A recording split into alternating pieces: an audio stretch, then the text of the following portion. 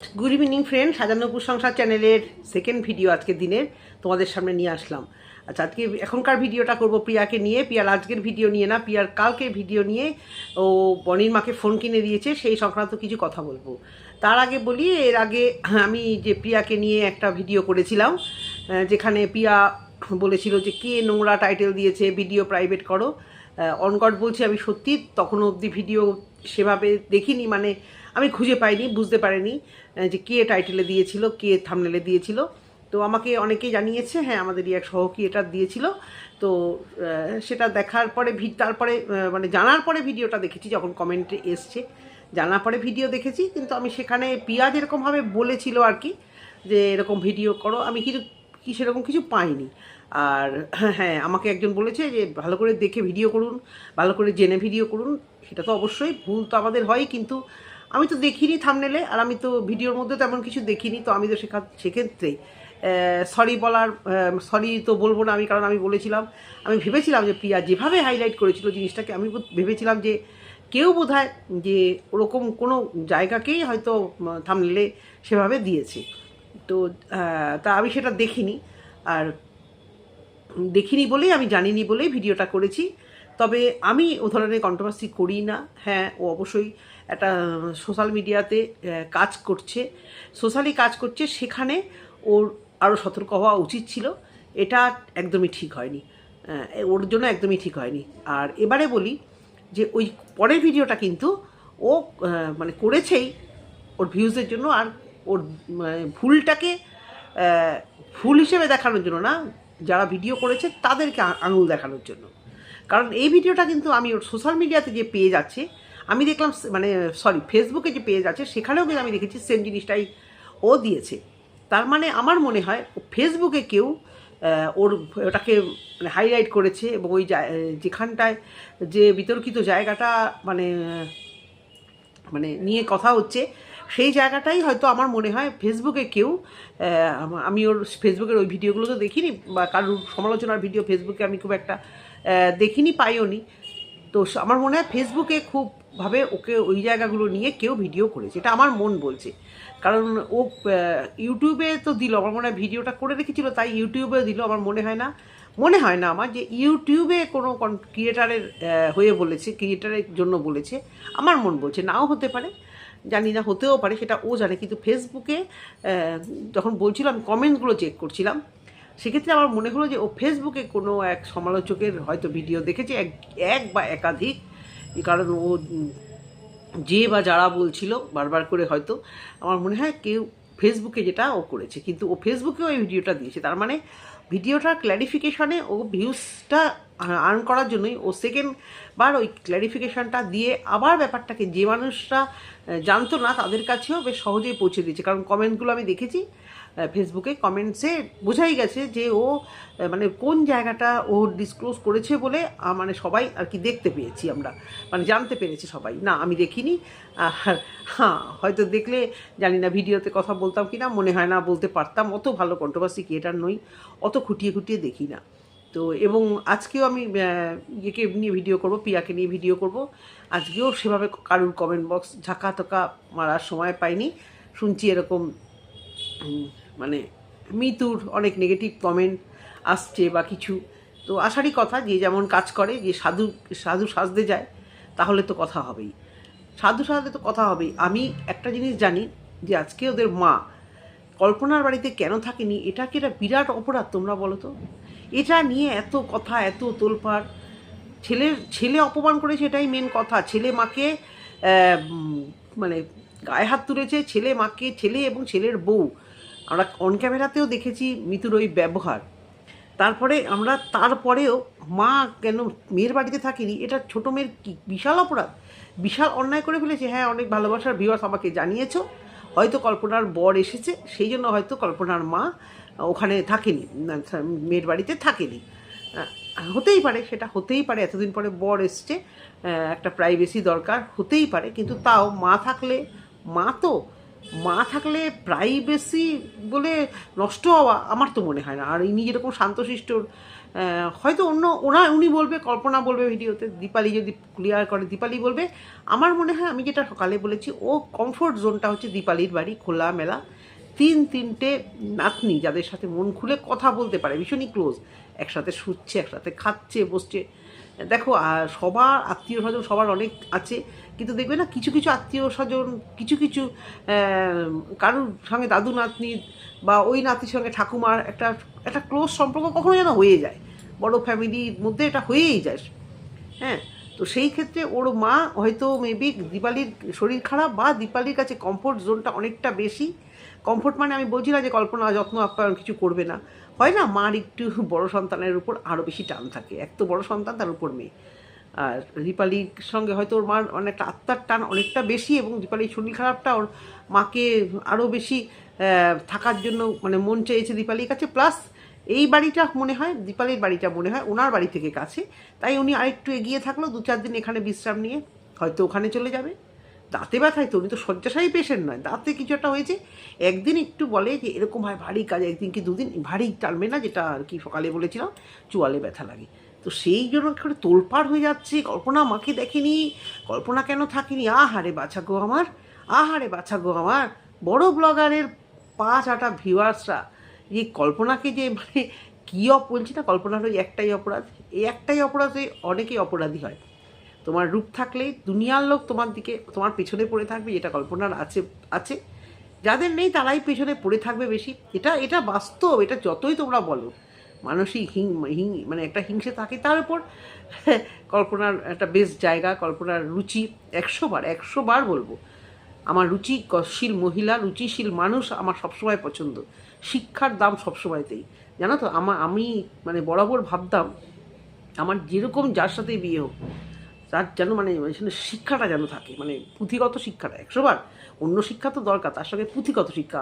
আমি নিজে পড়াশোনায় খুব বেশি ভালো ছিলাম না, একদমই ফাঁকিবাজ ছিলাম, কিন্তু আমার সব সময় যারা পড়াশোনায় ভালো তাদেরকে আমার খুব ভালো লাগতো, খুব ভালো লাগতো। এবং পড়াশুনো জিনিসটাকে আমি মানে ও পড়াশোনায় খুব ভালো, এই জিনিসটা না আমাকে ভীষণ টানে।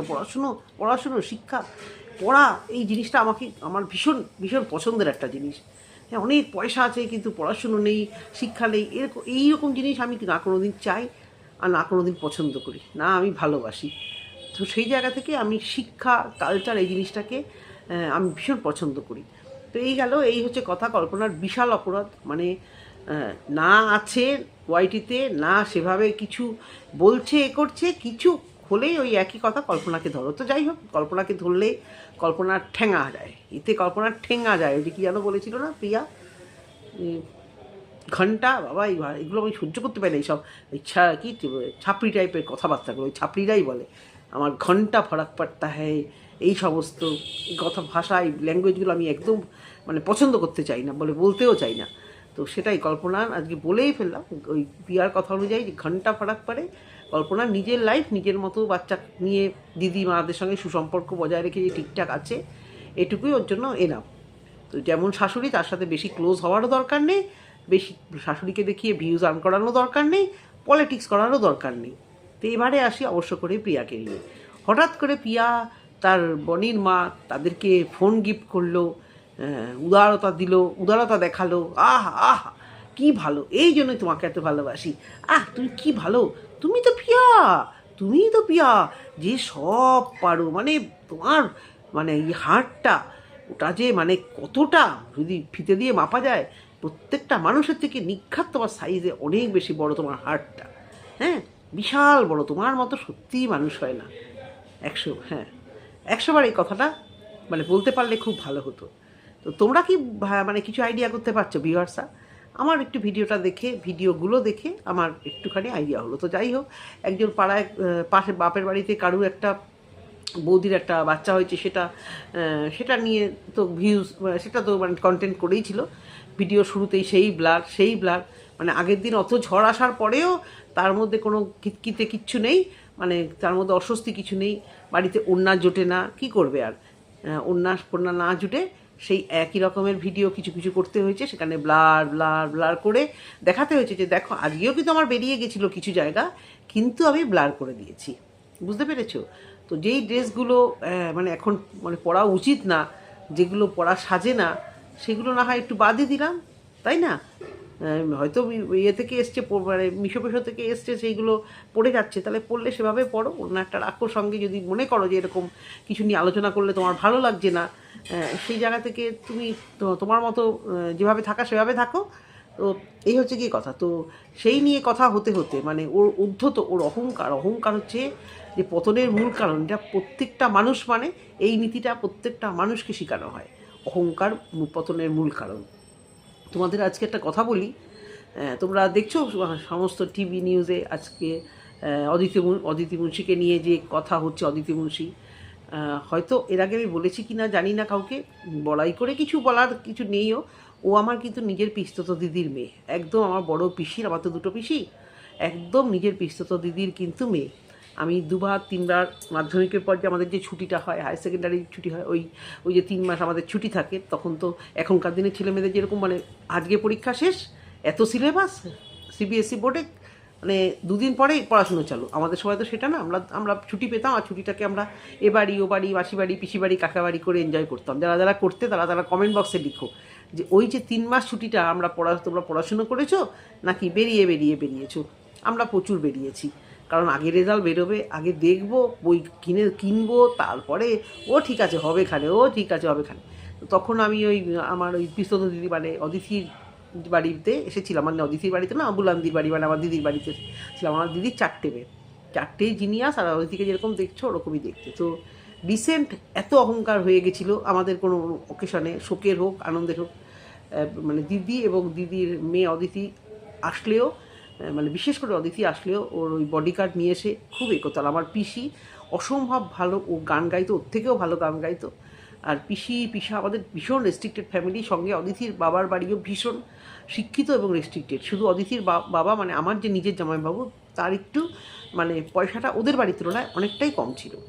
এনেও আমাদের বাড়িতে একটু মন টনগুলো খারাপ, সদ্য ওর মুখে প্রসাদও হলো মেয়েটির, মানে অদিতির মেয়ের একটু ঘরোয়া টাইপের মুখে প্রসাদ, একদমই ঘরোয়াভাবে, একদমই নম করে না। আমাদেরকে তো, আমরা তো বিয়ে টিয়ে হয়ে গেছে দিদিরা, আমাদেরকে তো বলারই প্রশ্ন নেই। আমার বাবার বাড়ির দিকে যে জ্যাঠা কাকিমারা, ওদেরকেও হয়তো বলতো না, ওই বিয়েতেই লাস্ট বলা।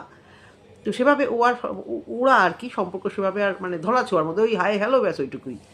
তো অহংকার পতনের মূল কারণ, কালকে আমরা এটা নিয়ে কালকে গেছিলাম আমি জেঠিমার বাড়িতে, জেঠিমা কাকিমা আমাদের মানে পৈতৃক বাড়িতে আর কি। ওইসব নিয়ে আলোচনা হচ্ছিল, প্রত্যেকে বলছিল যে যত অহংকার, যত টাকার গরম দেখাবে তুমি, যেটা তোমার মানে চাহিদার বাইরে, তোমার যোগ্যতার বাইরে তুমি যে টাকাটা দেখে নেবে, তখনই তোমার মধ্যে কিন্তু একটা পতন তোমার একদম অনিশ্চিত। যেটা কেন বললাম আজকে, কেন বললাম এই কথাটা, এটা পিয়ার ক্ষেত্রে বলার জন্য বললাম। আমি নিউজ দেখছি, আমার মনটা সত্যি খুব খারাপ লাগে। অতএব বোন তো, মানে বোন সরি দিদির মেয়ে তো, বাচ্চা মেয়ে, খুব খুব কষ্ট লাগে ওর মুখটা দেখলে। জানি না কোন বিপদ ওদেরকে মানে গিলে খাবে, কি হবে, আই ডোন্ট নো। ওর জন্য আমাদেরও কিছু খিল্লি হতে হচ্ছে, কিছু কথা আমাদেরকেও শুনতে হচ্ছে। তা এই জায়গা থেকে আমি বলছি, পিয়ার যে আবার এই যে টাকা, এক সময় টাকা ছিল না, ফোন কিনতে পারিনি, আজকে টাকা, পুরো ভিডিওটা কি করলো, ওর ফোন কেনাটা একটা সারাক্ষণ ধরে, আজকে ফোন দিলাম, আচ্ছা একটা মানুষকে দিয়েছে, বলেছে, কন্টেন্ট করেছে, কিন্তু ভিডিওটার মধ্যে এত অধ্যত্ব দেখিয়েছে ও, আমি দিয়েছি, ওর মা মুখে বলতে পারতো না আমি এটা দিয়েছি, এবারে কেন দিল হঠাৎ এই 15-16 না 18 কত হাজার টাকা, আমি এক্স্যাক্টলি আমার মনে নেই, ভিভো আইফোনটা দিল কেন হঠাৎ করে। আমার মন বলে সোশ্যাল মিডিয়াতে এর এই উদ্ধত দেখে এর কাছের কিছু আন্টি, যাদের সঙ্গে ও ওই টাকা পয়সা আনাগানিতে, সেই আন্টিদের গায়েও কিছু কালি পড়েছিল, তারা কিন্তু ভিডিও করতে বসেছিল এবং বেশ কড়া ভাষাতে বলেছিল ওর ওই উদ্ধত দেখে। এবং তারা কিন্তু এটাও বলছিল যে তোমার সাথে থেকে আমরা জানি তোমার কত টাকা আছে, তোমার কত রোজগার, মানে তারা মানে সে, সেই কথা বলছি, সে কিন্তু পরিষ্কার করে ডিসক্লোজ করছিল যে তোমার কত টাকা আছে আমি জানি। তো ও দেখছে আবার ওই পুরনো হিস্ট্রি আবার রিপিট না হয় ইতিহাসে, এবং আবার আমার ওই টাকা পয়সা নিয়ে খোঁচাখুচি থেকে শুরু হয়ে গেছে। সবাই বলছে যে এত টাকা যে দেখিয়েছে, এবার পুরনো টাকার কথা সবাই বলছে। মেবি সেই যে একটা নেগেটিভিটি ছড়ানোর আগেই ও মনে হচ্ছে ওর ইমেজটা একদম ক্লিয়ার করে নিল, হয়তো ওখান থেকেই কিছু এখানে দানটা করে ও একদম গুড বুকে থাকতে লাগলো। এই কমেন্ট বক্সে যে ওর ভিউয়ার্সটা শুরু করে দিল, তুমি কি ভালো, তুমি কি ভালো, তুমি এত ভালো কাজ করেছো, তোমার মনটা কি বড়, তুমি যে কি ভালো, তোমার মতো ভালো হয় না, তোমাকে কেউ বুঝলো না, তোমাকে সবাই ঠকায়, তোমার মতো ভালো মেয়ে হয় না। আর দেখো তোমার যাটা কীরকম একা একা থাকে, ছেলে নিয়ে একা একা থাকে, এটাই তো যে তোমার যা কীরকম যেন দেখে না কাউকে, তোমার যা ভীষণ স্বার্থপর, তোমার যা ভীষণ শেহানা, তোমার যা ভীষণ চুপচাপ। না, চুপচাপ হবে না, এখানে এসে ঘ্যাউ ঘাউ ঘাউ ঘাউ করে কথা বলবে, গুটকাচালি করবে, কুটনামো করবে, চালা খাওয়া, চুপচাপ হওয়া, এতেও একটা বিরাট অপরাধ। ও যদি চুপচাপ হয়ে ওর মানমর্যাদা বজায় রাখে, সবার আগে মানমর্যাদা, আমি তাই মনে করি উচিত কথা বলে জুতোর বাড়ি খাওয়ার থেকে না মানমর্যাদা নিয়ে চুপচাপ থাকাই ভালো। 100 বার সেটা ভালো, 100 বার সেটা এখনকার দিনে ভালো, ওয়াইটির জগতে আরও সোশ্যাল মিডিয়াতে সেটা কল্পনা যেটা পারে। আর এদিকে ভালো সাজতে গিয়ে বেশি উচিত কথা বলতে গিয়ে এর ওর কাছ থেকে জুতোর বাড়ি খাওয়ার থেকে ভাই নাম সারতে হয় আমার ভিউজ আর টাকা পয়সা। তো আমার যেটা মন বলছে, ও দিয়েছে, নিশ্চয়ই ভালো কাজ করেছে ভদ্রমহিলা। আর কি এদের পাড়ার সব মানে সবাই শুরু করেছে, তোমরা আমার পাশে থেকো, তোমরা আমার সাথে থেকো, আমাকে একটু ভিউজ দাও। আর সবার ভিডিও কি সবার দেখতে ভালো লাগে? পিয়া ওই জায়গায় দাঁড়িয়েছে, পিয়ার পরে ছন্দার ভিডিও, ছন্দার এডিটিং, ছন্দার একটা মিসম্যাচ বিয়ে, এগুলোর জন্য ছন্দাও আস্তে আস্তে দাঁড়িয়েছে।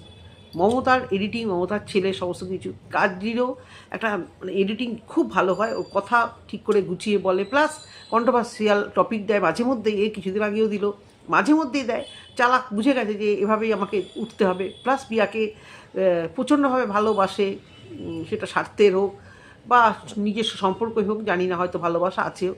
পিয়ার থাম্বনেল দিয়ে হোক, পিয়ার বাড়িতে গিয়ে হোক, ওর চ্যানেলটা মোটামুটি দাঁড়িয়ে যাবে, কারণ ওর বড় সাপোর্ট আছে, এডিটিংটা ভালো করছে। তা বলে কি ওদের পাড়ার আর সবার ভিডিও সব সময় দেখতে সবার ভালো লাগবে? যে এরা ধরে নিয়েছে এই ভিডিও করব, কাকি জেঠি পিসি খুড়ি যা সবার ভিডিও করব, সবাই ওই পিয়ার মতো বড় লোক হবো। তোমরা বলো তো, অন্যান্য রোজগারের রাস্তা তো আছে বা জোগাড় করতে হবে। এরকম একদিকে সবাই একদম ভিডিও করে সবাই ভাইরাল হবে, যে ব্লগিং এখন কেউ পছন্দ করে না সেভাবে। পিয়া সেটা নিজেও বলেছিল, ব্লগিং আর করবো না, দূর ব্লগিংয়ে ভিউজ নেই, ছোটো ছোটো ভিডিও দেবো, নিজের মুখে বলেছিল না, দূর কি একদম ভিউজ হচ্ছে না, মন খারাপ, ওর তো খাইটা অনেক বেশি, হ্যাঁ আরও লাগবে যত পাই, কারণ কোনো দিন তো এক্সপেক্ট করেনি ওর এই যোগ্যতায় ও এটা করবে। সত্যি সত্যি ও করেনি, আমরা কেউই করতে পারি না যে এরকম যোগ্যতায়ও যে মানুষ এত টাকা রোজগার করে। তো সে করেছে, খুব ভালো কথা, বাধাই হোক যে কোনো কারণেই হোক। সেই জায়গা থেকে ও দাঁড়িয়ে গেছে, ও অনেক টাকা রোজগার করছে বলে গ্রামের সবাই চ্যানেল খুলবে আর সবাইকেই সবাই পাশে দাঁড়াবে। সাবস্ক্রাইব করলেই কি হলো, ভিউজটা তো হতে হবে। জানি না, সেভাবে কথা বলতে না পারলে, সেভাবে এডিটিং না করলে অত কি কেউ পছন্দ করবে ভিডিও? তার সঙ্গে গলার ভয়েসটা সুন্দর করতে হবে, তাই না? তো যাই হোক, ওই খাওয়া দাওয়া হলো ফোন কেনার ব্যাপারে। ফোনটা কেন কিনে দিয়েছে আমার এটা মনে সন্দেহ হয়, জাস্ট মানে যে নেগেটিভিটি ছড়ানোর আগে নিজেকে পজিটিভ করে নিল একটা এই কাজ করে। হঠাৎ করে দৌড়ে গেল, হঠাৎ করে একদিনের নোটিফিকেশনে স্বামী স্ত্রী মিলে একেবারে দামি ফোন কিনে কাউকে দিয়ে দিল। ইয়ে বাত কো হজম নেই হুয়া, মেরা পেট মে দর্দ हो रहा है, कुछ हजम नहीं हुआ हो रहा है। তোমাদের হজম হচ্ছে ভিউয়ার্স? তোমাদের খুব সহজে হজম হচ্ছে? এক তো হতে পারে টাকাটা ধার হিসেবে হয়তো কিছুটা পার্ট পেমেন্ট করবে, বা কিছু না কি এমনি দিয়ে দিল, তাও জানি না। তবে এখানে একটা পজিটিভ, নিজেকে পজিটিভ করার জন্য, কারণ সেই টাকা তো প্রচুর টাকা, যেটা আছে গচ্ছিত প্রচুর, সেখান থেকে এক ঘটি জল নিয়ে আশেপাশে অসুস্থ বাচ্চাদের বা সোশ্যাল মিডিয়া অসুস্থ বাচ্চা অসুস্থ রোগীদের দেওয়ার থেকে নিজের ঘরের লোককে দিলে নামও হলো সোশ্যাল মিডিয়াতে, ভালো কাজও হলো, প্লাস ওর একটু উপকারও হলো। দুটো বাচ্চা নিয়ে থাকে, তার যদি একটু ভিউজ হয়, মনিটাইজেশন অন হয়, এসব কারণে হতে পারে। তারপরে মাংস খাওয়াই, একবার মাংস আনলে হলো না, আরও আরেকবার মাংস, মানে আর কি হোটেল থাকলে যা হয়, মানে নাম তো করতে হবে। ওর মাংস এনেছে ঠিক আছে, পিয়ার নাম তো করতে হবে, প্রিয়া মাংস খাইয়েছে, থাম্বনেলে এটা দিতে হবে, প্রিয়া মাংস এনেছে, পিয়া করেছে, হ্যাঁ। তো আবার মাংস আনলো, জম্পেস খাওয়া দাওয়া সব হলো, মানে আবার আর কি একটা রাজনীতিকর উৎসব হলো, হ্যাঁ। মাঝখানে দমে গেছিলো, মাঝখানে চুপ করে গেছিলো, কারোর সাথে মিশবো না, কারোর কাছে যাবো না, সবাই পলিটিক্স করে, সবাই আমার নামে বলে, আবার খারাপ বলে, দোলের পর থেকে আবার ভেঙে গেছিলো, আবার একটা সুন্দর মিলমিশ হলো। আবার বলবে না কিন্তু এরপরে অশান্তি হলে, কন্ট্রোভার্সি কি এটাদের জন্য আমাদের যায় সম্পর্ক ভেঙে যায়, কারণ তোমাদের তো খুব সুসম্পর্ক, তোমরা ভাঙন ধরাও, সেই জন্যই ভিডিও করি। অনেকে কমেন্ট বক্সে ছন্দার নাম লিখেছিল, তো ছন্দার সঙ্গে ওর সম্পর্কটা যেভাবে ভেঙেছে আর কোনো দিন মনে হয় না ঠিক হবে। হ্যাঁ, ছন্দারই দোষ, ছন্দার দোষ, কল্পনার দোষ। কল্পনা হচ্ছে দু চোখের দোষী, দু চোখের শয়তান দোষী। আর ধোয়া তুলসী পাতা আমাদের নায়িকা, বড় ব্লগার, বড় ব্লগার অবশ্য করেই। ইস, কাশ একটু বলতে পারতাম বেশি করে পজিটিভ, তাহলে হয়তো 5 লাখ 4.5 লাখ সাবস্ক্রাইবার থেকে কিছুটা অন্তত আসতো। তারপরে যদি একটু ফোন নাম্বারটা নিতাম, দেখা তো হয়েছিল। আমার না লজ্জা করে কারোর কাছে কিচ্ছু চাইতে, সে ফোন নাম্বার হোক, একটা সুতো হোক, একটা সাতা হোক। ছোটোবেলা থেকেই মানে এমন একটা ইয়েতে বড় হয়েছে, আমার নীতিটাই যেন ভীষণ মানে কীরকম জানি, এটা আনসোশাল, এটা এরকম এত শেকি হওয়া ভালো না।